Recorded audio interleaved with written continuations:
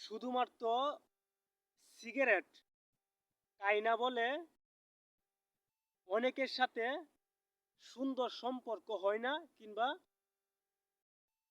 বন্ধুত্ব করতে পারি না।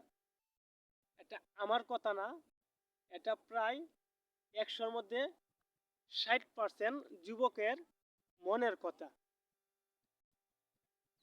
যারা দেখবেন স্মোকিং করে তাদের বন্ধুর অভাব হয় না। 10টা ছেলে একসাথে চলাফেরা করে, যেটা স্মোকিং করে না ওইটাকে দেখবেন সবাই অ্যাভয়েড করে। তাকে তাকে দেখলে তাদের শরীর একটা শিহরিত হয়ে ওঠে।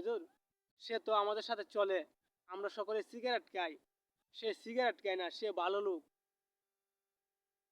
তাকে কিভাবে খারাপ কাজের প্রতি মানে এফেক্ট করানো যায় সর্বদা এই পায়তারা করে। আর ওই ছেলেটা যখন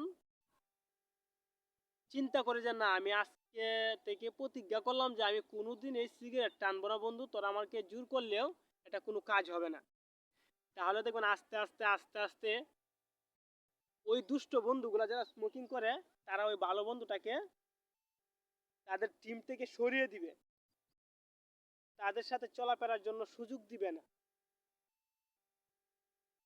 এটা যারা ফেস করছেন তারাই সহজে কথাগুলো বুঝতে পারছেন নাকি?